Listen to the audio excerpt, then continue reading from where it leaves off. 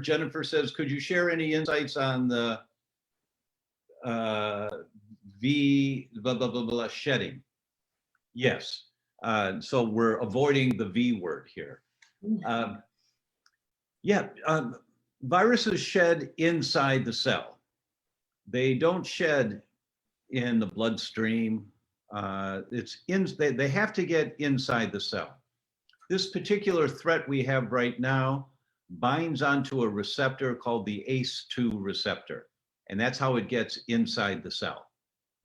We know the science is really clear that if you have a high polyphenol diet, it inhibits the virus from getting into the ACE2 receptor. The virus can't open the door of the ACE2 receptor to get inside the cell. It inhibited it dramatically. The higher the polyphenol diet, the better. And Michelle, what is a polyphenol diet?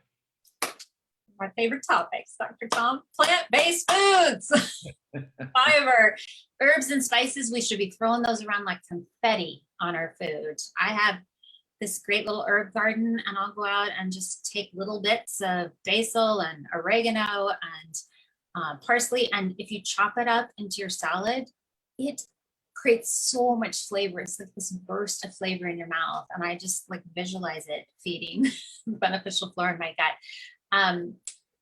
Coffee is high in polyphenols, but you want to get a mold-free, organic, one that's been tested.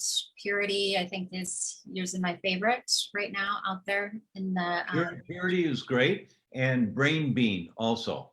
Oh, I'm not familiar with that one. Oh, I'll tell you about it. I love learning new things. Yeah. Okay, cool.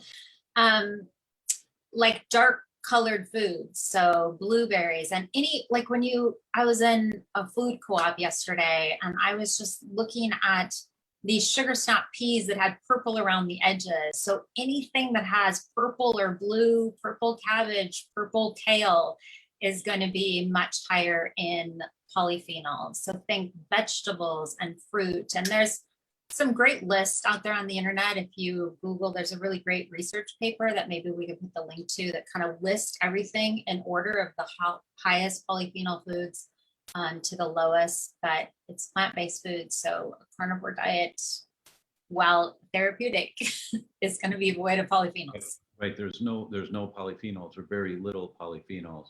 So the polyphenols fill up the ACE2 receptor so the virus can't get in and open the doorknob to get inside the cell.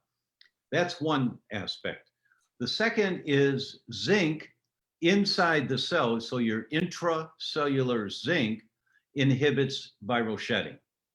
And that's a primary mechanism behind how quinine works with malaria, is that it's a zinc ionophore. It carries zinc inside the cell, so the virus can't shed.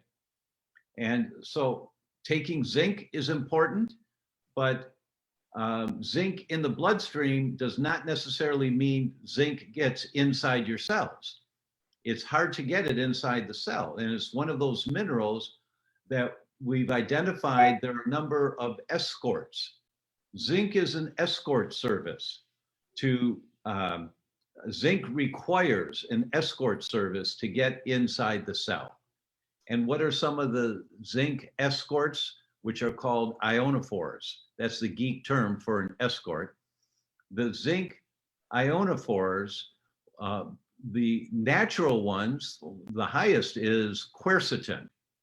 Quercetin is in citrus fruit, and you can get supplements of quercetin. So it's a good idea to take a quercetin capsule with zinc, because it'll just help get the zinc inside the cell, and the viruses can't shed very much in there. The other, of course, is quinine. And I tell the story about that, about quinine. And it was the British soldiers in the 1800s in India that to prevent them from getting malaria, the British learned about the fever tree.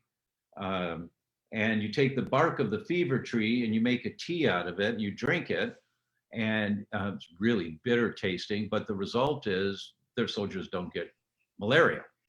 And the The quinine that's in the bark of the fever tree is really, really bitter tasting. So the soldiers got permission to mix the quinine with a little bit of sugar and a little bit of fruit juice or fruit flavored water. That's where the song came from. Just a little bit of sugar helps the medicine go down. That's exactly where it came from, was the British soldiers wanted the sugar with the quinine to take medicine down. And then they got permission to add a teaspoon of gin to it, and thus was born the gin and tonic. So it's a zinc ionophore. The gin and tonic is a zinc ionophore because the tonic water, which is the bitter of quinine, plus a little fruit juice and plus a little sugar and a little water, that's tonic water. That's where tonic water came from, is a powerful zinc ionophore. So every day now, Marzi and I have a little bit of tonic water. Not that it's going to prevent us from getting sick, but it's going to help to escort zinc inside the cell. So if and when we're exposed to the virus, if it can get inside the cell, there's not a friendly environment there. There's lots of zinc, and so it won't be able to shed. That's the concept behind why some doctors talk about tonic water as being helpful right now. That's where it all comes from. Now, you have to be careful because a lot of the commercial tonic waters are just chemical garbage. They don't even use quinine anymore. They use chemicals to mimic the taste. And so you want to make sure you read the label of the tonic water that it's got quinine in it. Another concern is that it's so bitter tasting, most of the companies add a lot of sugar to it. And it's not healthy to be drinking something like that every day. Well, the company called Fever Tree, just like the tree in India that the quinine comes from, the company's called Fever Tree. They've got 5 different tonic waters. One of them is called India, the flavor of India, but then one of them is called India Light, and it has half the sugar.